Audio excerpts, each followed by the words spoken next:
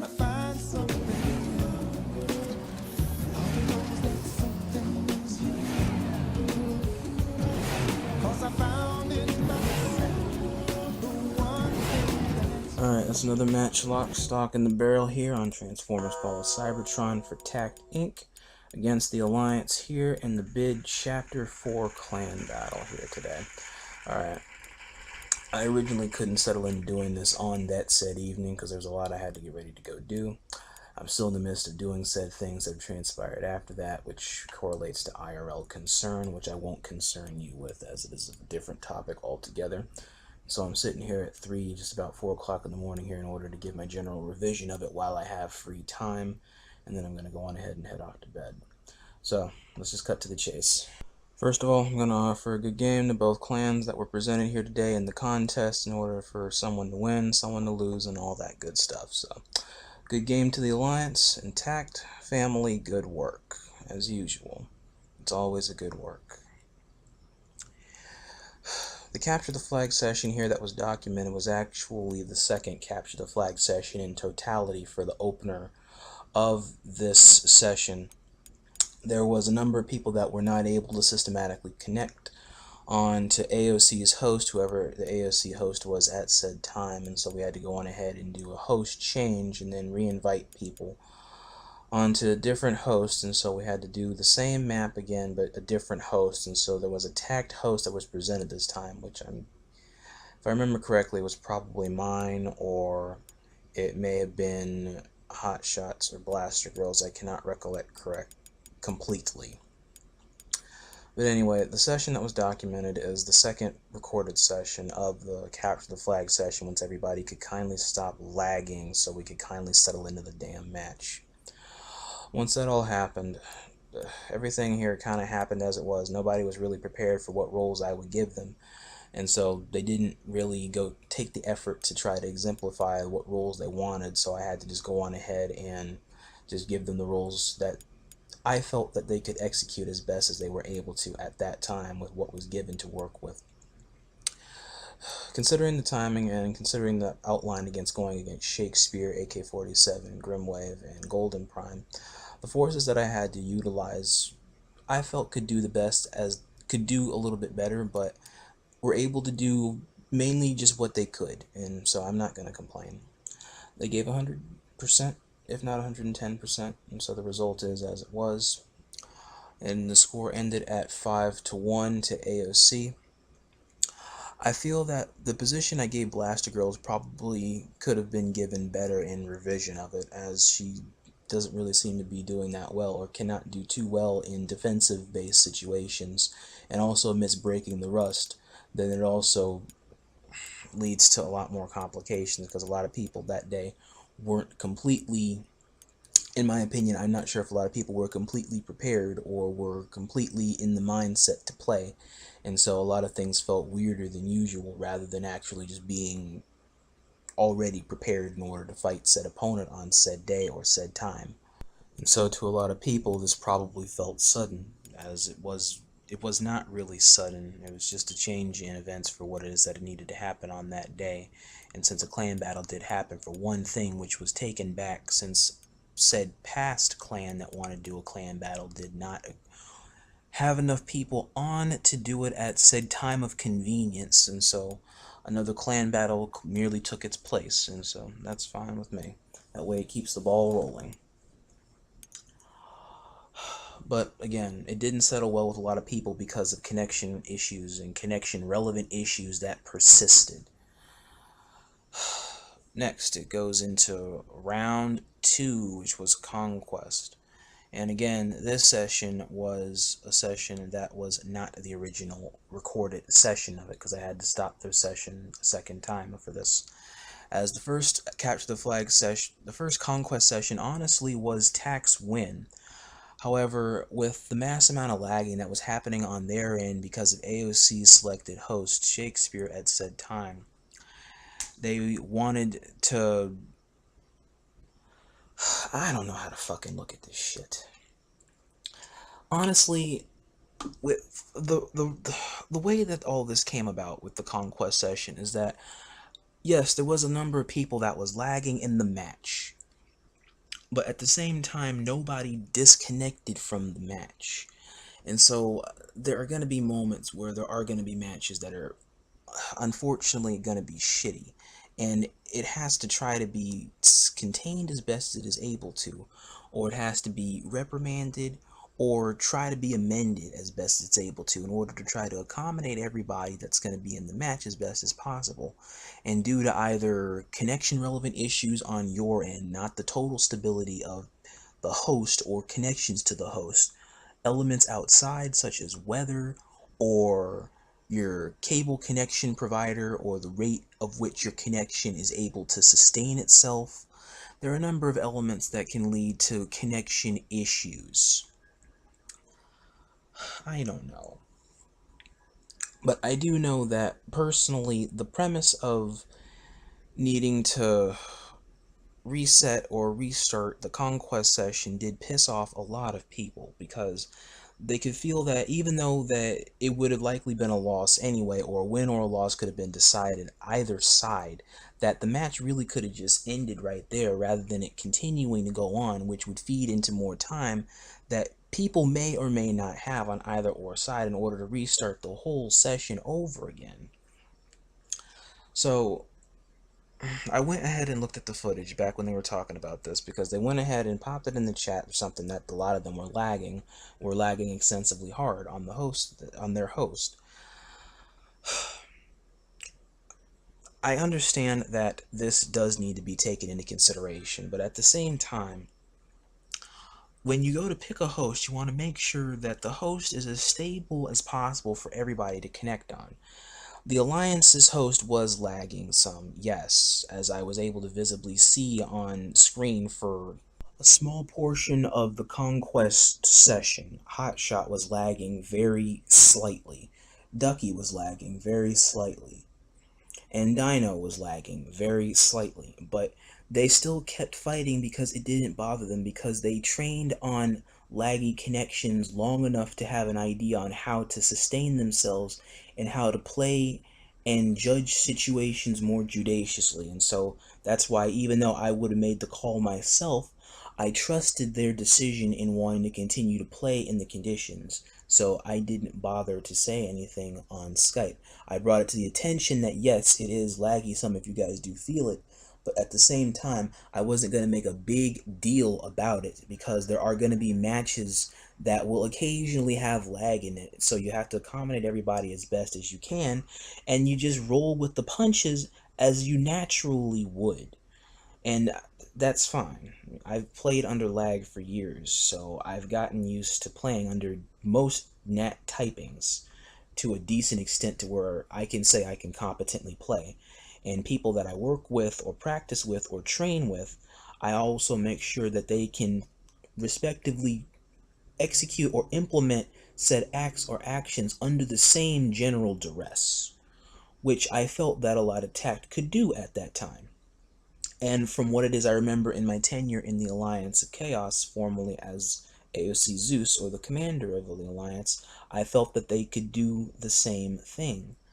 But I know of the instances that they were talking about, or that what Golden Prime and Grimwave were talking about, where you're lagging so hard to where you can't physically move on screen.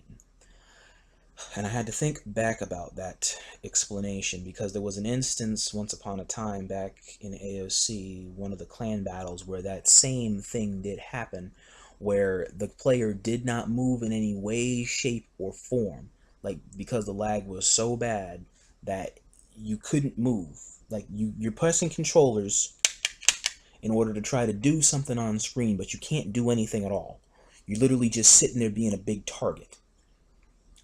I understand that. And so, taking that explanation into consideration, I reviewed the footage very closely. I understand that some T.A.C.T was not happy about me suddenly needing to make that sudden questionable reverse in the call, but I needed to make sure that everything here was sweet and sound because I'm not going to be that dick that's just going to take the win and keep going like I don't give a damn when I do care.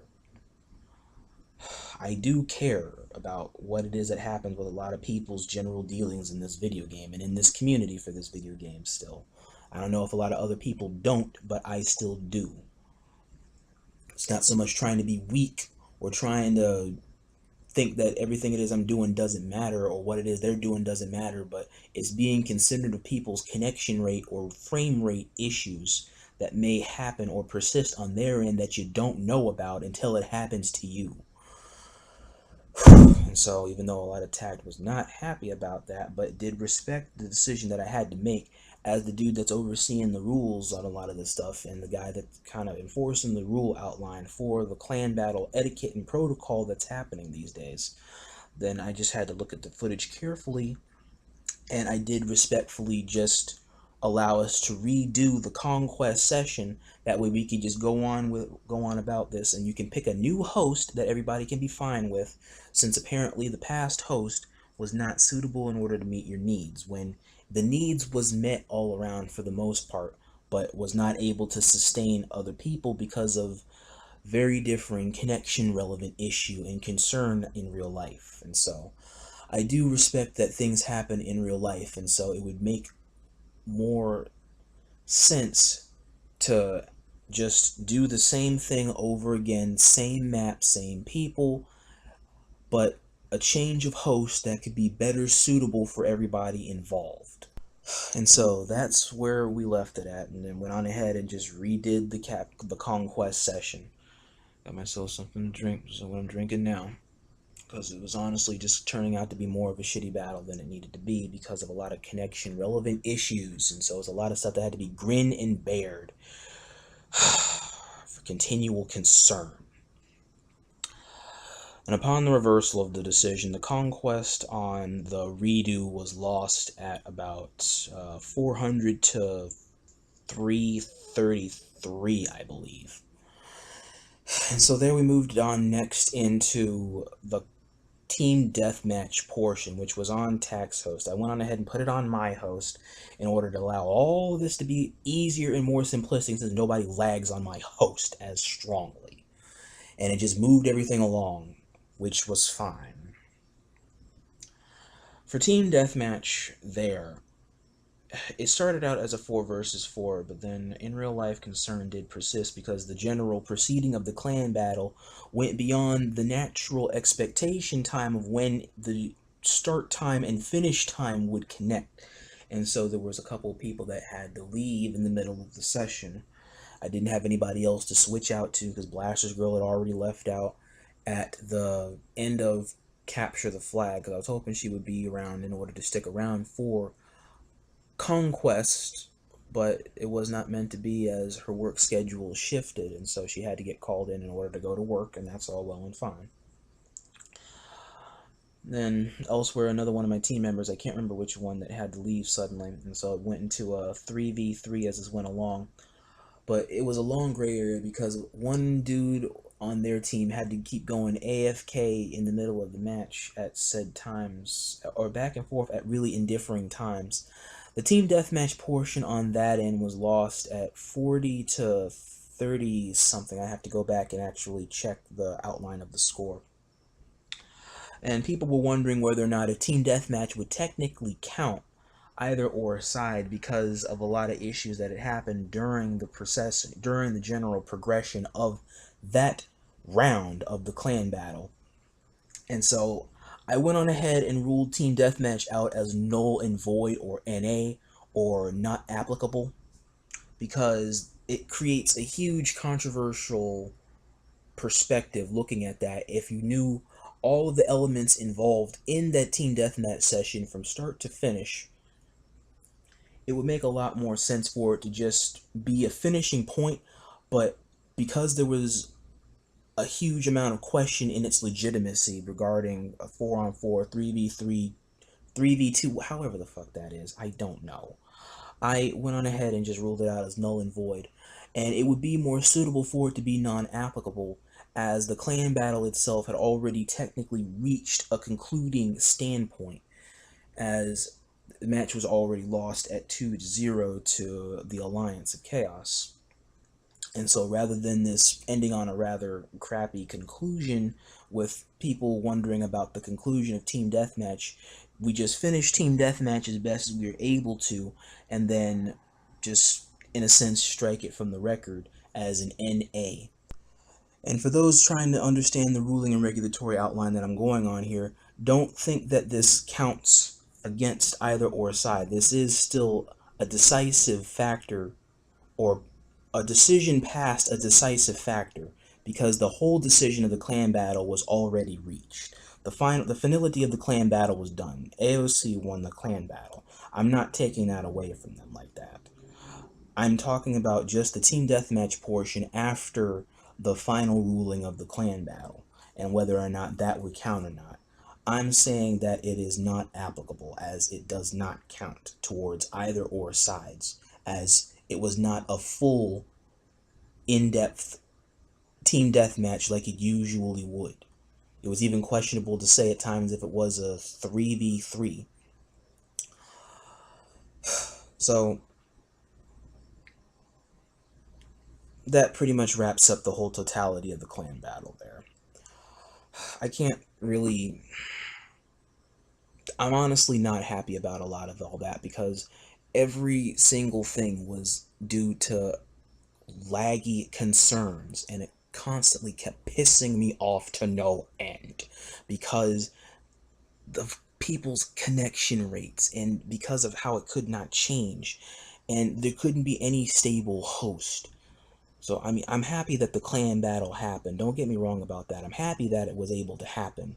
It's how it happened that I am not satisfied with in any way, shape, or form.